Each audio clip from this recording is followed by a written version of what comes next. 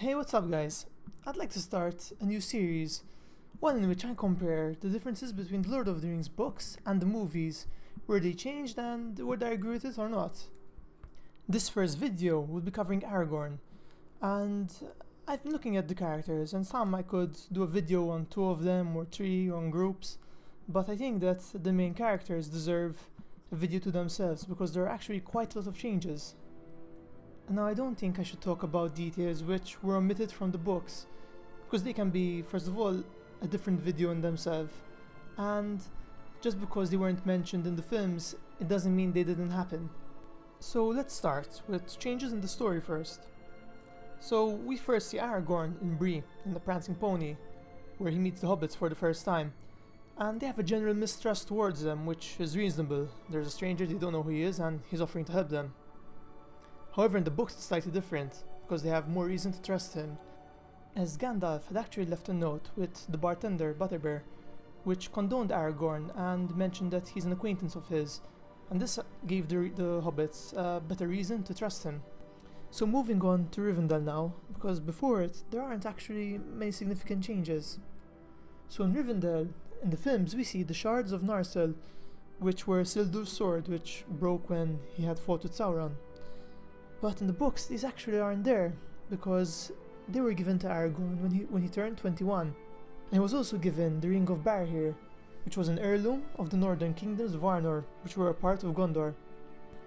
However, the Shards of Narsil still play a part in the books, because in fact after the Fellowship is formed, Elrond has them reformed into a new blade, which is Anduril, and it's given to Aragorn as they leave Rivendell. This differs from the films because in the films they're actually given to him in the third film, when Elrond decides to have it reforged and presented to him. Fast forward to Lothlórien. Now here, Aragorn is actually very friendly with the elves because in the past he had spent some time here with Arwen. And towards the end in the films, when Galadriel is giving them gifts as they part, she tells Aragorn that she has nothing to give him because he already has something very precious, which is Arwen.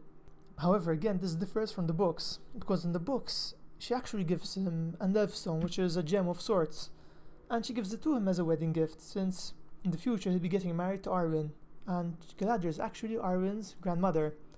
This gemstone actually gives Aragorn his future name, which is Elisar, which means the elfstone.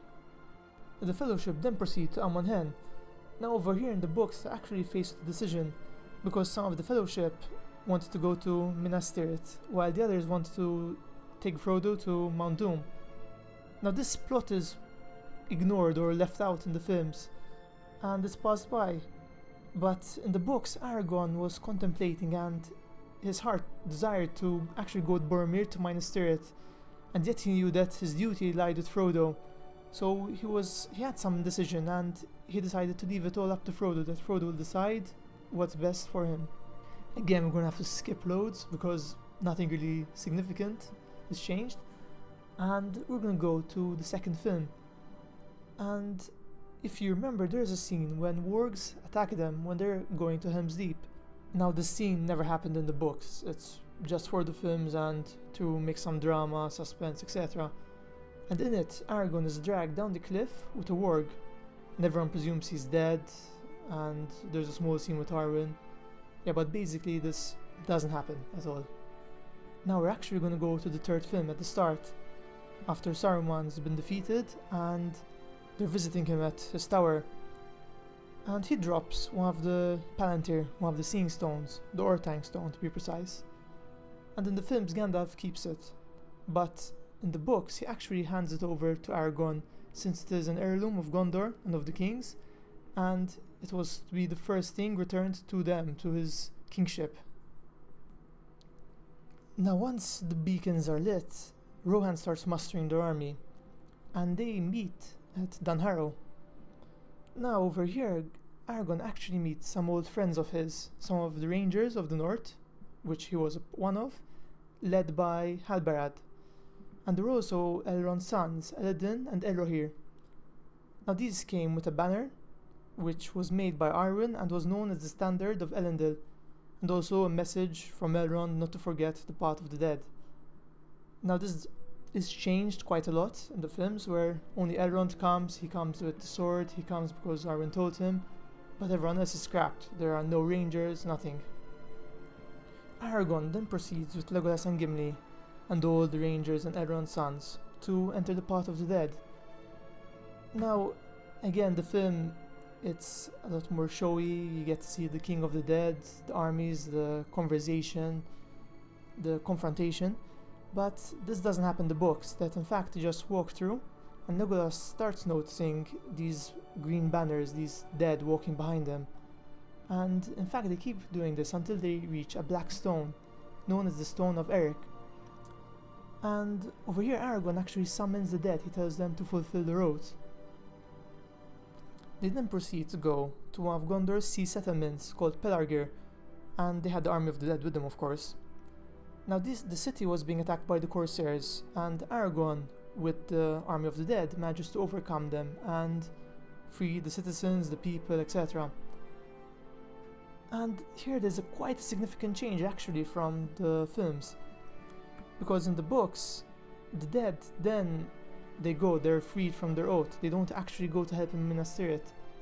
However, in the films, there seemed to be a huge winning factor, a huge contributing factor, in fact, that without them, the battle could have very easily been lost.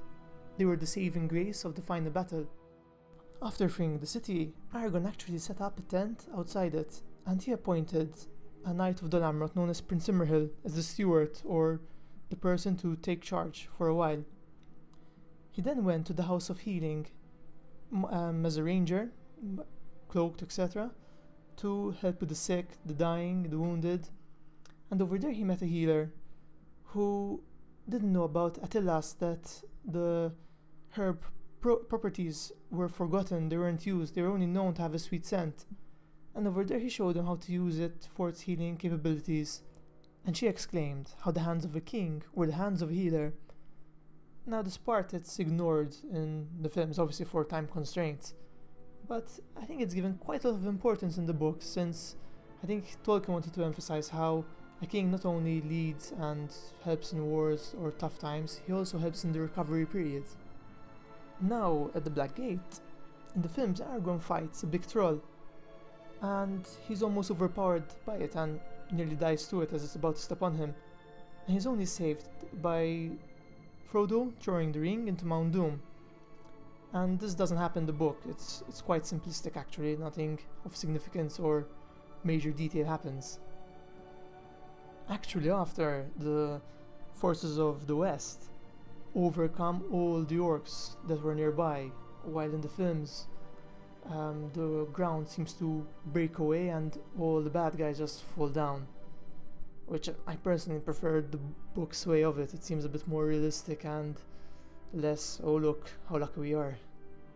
Finally, and I'd like to end on this because I think it's by far one of the most important points, is that in the film Aragorn seems to be reluctant, he doesn't want to be king. It's always emphasized that he doesn't want this duty, he wants to escape from it, and he only accepts it towards the end in the tree when he has no other choice.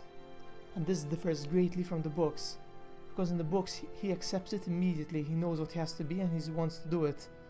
And even the first film, he's already aimed for the kingship, that I'm gonna go there, I'm gonna help Gondor.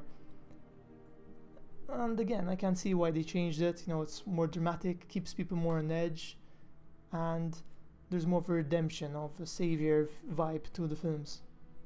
Also, he actually never tells Arwen to go to the Undying Lands. There was no plan for this, that he wanted to be king as much as he wanted to be with her. And then in the films, he's portrayed as telling her, it's best you go there, go with your family, go with your kin. And yeah, it's out of character when you consider the books.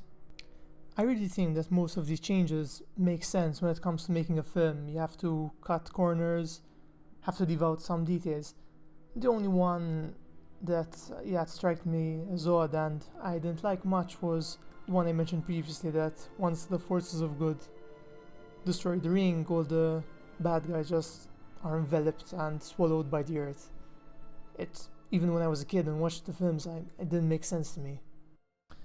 Also, if you felt I left out some details or yeah, some minor changes, it could be, because I'll be covering them in other videos on other characters. If I felt that this change affected another character more than it affected Aragorn, I'd be leaving it for that video instead. I really hope you enjoyed the series. I really enjoyed making it. I personally really love Lord of the Rings. And I'm really surprised this video actually came this long. I thought it would be maybe a 2-3 minute video. I just hope you enjoy it. And yeah, if you enjoyed this one, feel free to watch the others once they're out. Also, if you enjoyed this, feel free to leave a like or subscribe. And if you've got any discussions or disagree with me or suggestions, whatever, just leave a comment below. Thanks as always.